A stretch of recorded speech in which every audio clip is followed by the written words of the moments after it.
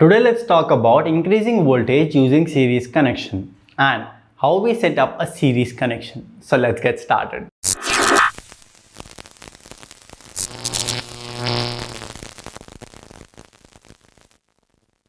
When you say series connections, it means connecting the positive terminal of one battery cell to the negative terminal of the next battery. If you ever slide more than one battery in a row in a flashlight tube, it is a series connection. The positive terminal of one cell is always connected to the negative terminal of the next cell.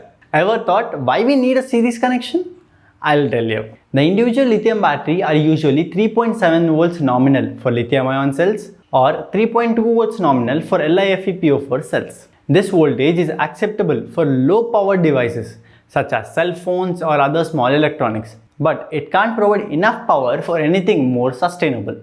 For bigger projects including anything from an electric skateboard to an electric car, multiple cells are wired in series to increase the voltage of a battery. These series connections can be combined just by 2 cells or 100 of cells. The number of cells wired in series depend on what voltage is required. To calculate the voltage of a set of a battery cells connected in series, simply multiply the voltage of one cell by the number of cells in series connection. Let me explain this with an example. If we are using 3.7 volts lithium ion cells and we connect 2 cells in series, we'll end up with a 7.4 volt nominal battery.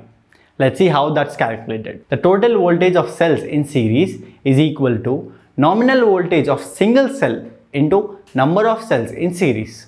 So it was 3.7 volts into 2 cells equals to 7.4 volts total. If we add one more cell into that series connection for a total of 3 cells, we would have 11.1 volt battery. 10 cells in series would give us 37 volts nominal. 15 cells in series would give us 55.5 volts. And I'm sure you get the idea from here.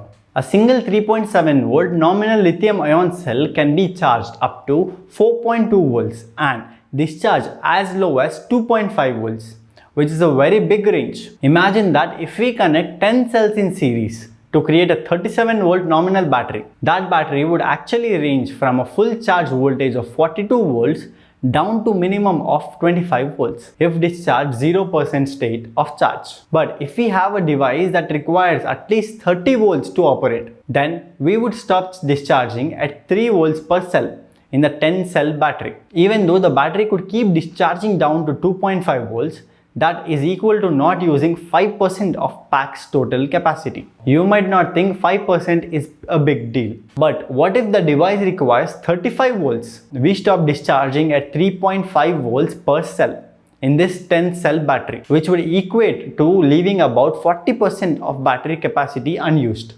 This is why it is important to consider the entire range of voltage of a battery while calculating how many cells in series are required for your project. Now, let's consider a few examples. The most commonly accepted lithium-ion battery for 24 volts e-bike is 7 cells in series, which creates a 25.9 volts battery that actually ranges from approximately 21 volts to 29 volts during use. For 36 volt lithium-ion battery, nearly all e-bike manufacturers use 10 cells in series to create a 37 volt nominal battery that approximately ranges from 30 volts to 42 volts during use. And when it comes to 48 volt batteries, a 13 cells in series was the most popular configuration for a 48 volt battery. This resulted in a nominal voltage rating of 48.1 volt and a voltage range under use of approximately 39 volts to 54 volts.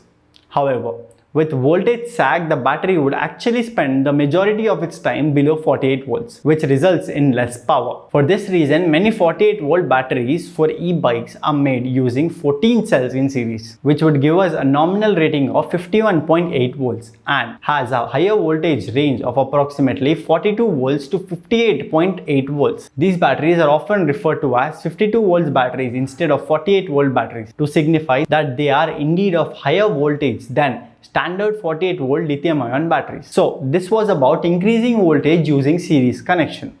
If you find this video helpful, do hit the like button. To learn more about EVs, go subscribe to my channel where I'll be posting videos consistently.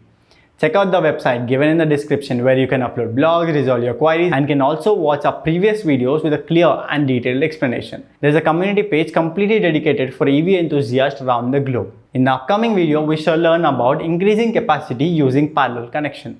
Thank you for watching. Happy learning.